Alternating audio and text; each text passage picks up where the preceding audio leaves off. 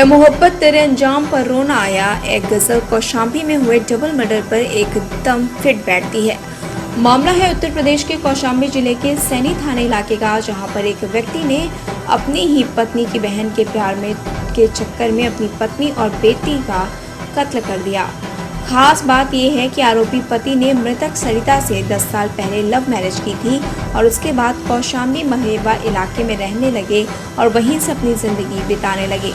लेकिन उनकी जिंदगी के बीच में मृतक सरिता की बहन आ गई और उन दोनों के बीच में फोन पर लंबी बातें होने लगी। प्यार इस कदर परवान चढ़ा कि पति अपनी पत्नी के प्यार को भूलकर प्रेमिका के साथ मिलकर पत्नी और बेटी का कत्ल कर दिया।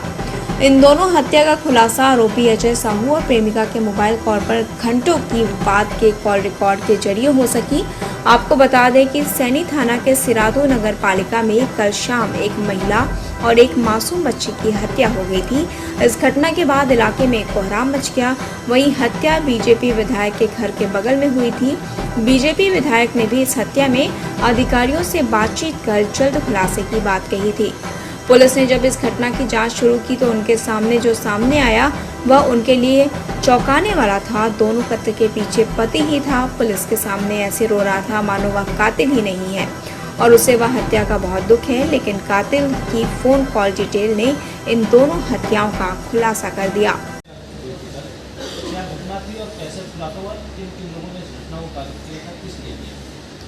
कल हम लोगों को शाम में लगभग 7 बजे के आसपास की सूचना मिली कि सिराथू में एक माँ बेटी की हत्या कर दी गई है। तत्काल उस सूचना पर हम लोग वहाँ मौके पर पहुँचे अपनी फोरेंसिक यूनिट के साथ और वहाँ हम लोगों ने जांच शुरू की। उस जांच में हम लोग लगातार हम लोगों ने कई सारी टीमें बनाई थी इसके लिए, अनावरण के लिए, और उस घटना का हम लोगों ने आज सफल अनावरण कर लिया है। इसमें घटना इस तरह से कारित हुई थी कि इस महिला का जो पति है इसने ही उस घटना को अंजाम दिया था और उसके बाद उस व्यक्ति ने कहानी रच दी कि जब ये सुबह वहाँ से 9 बजे 10 बजे उसने कहानी ऐसी गढ़ी कि 9 बजे वो घर से निकला इलाहाबाद के लिए और जब वो वहाँ से लौट के आया तब उसने देखा कि 6 बजे की इसकी पत्नी और इसके बच्ची की हत्या कर दी गई है। जबकि जो कहानी जो इन्वेस्टिगेशन में हमारे निकल कर आई वो ये है कि ये व्यक्ति ने सुबह ही अपनी पत्नी की हत्या कर दी थी। उसके बाद चूँकि इसकी बच्ची भी जग गई थी उस समय तो इसको पकड़े जाने का खतरा हुआ, तो उसके बाद उसने अपनी बच्ची का भी हत्या कर दी।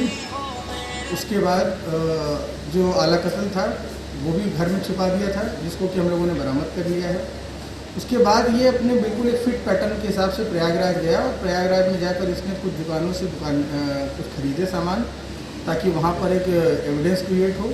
और उसके बाद सिराथू में भी आकर कुछ जगह इसने समोसे खरीदे, कुछ चीज़ें खरीदी और हम लोगों को इस चीज़ को लेकर भ्रमित करने का प्रयास किया कि देखिए ऐसे एविडेंसेस हमारे पास हैं कि हम इन लोगों के पास गए थे। सारी चीज़ों को हम लोगों ने क्रॉस एग्जामिन किया और सर्विलांस के माध्यम से भी हम लोगों ने पता लगाया कि इसको अपनी साली से संबंध थे और दोनों ने मिलकर इस चीज़ को प्लान किया था कि अपनी बहन को, साली का ये कहना था कि उसकी बहन को हटाना ज़रूरी हो गया था रास्ते से क्योंकि उसके रहते वो लोग साथ में नहीं रह सकते थे। उसी क्रम में ये प्लान हुआ और ये घटना कारित हुई और इस पूरी घटना को हम लोगों ने 24 घंटे के अंदर इसका अनावरण कर लिया है, जिसके लिए मैं अपनी पूरी टीम को बहुत बधाई देता हूँ और टीम को मैं नगद पुरस्कार से पुरस्कृत भी करूँगा।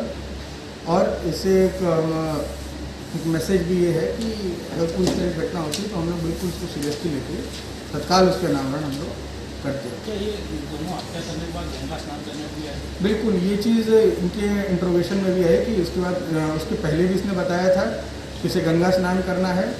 ये एक तरीके से कोड था कि हाँ ये जो है कल घटना जो है हो जानी है और उसके बाद भी इन लोगों ने उस चीज़ को कंफर्म किया कि हाँ ये घटना हो गई है। उसके बाद फिर दोनों ने मिलकर एक कहानी बनाई। कौशाम्बी से दस्तक भारत के लिए संवाददाता शिव शंकर मोदनवाल की खास रिपोर्ट।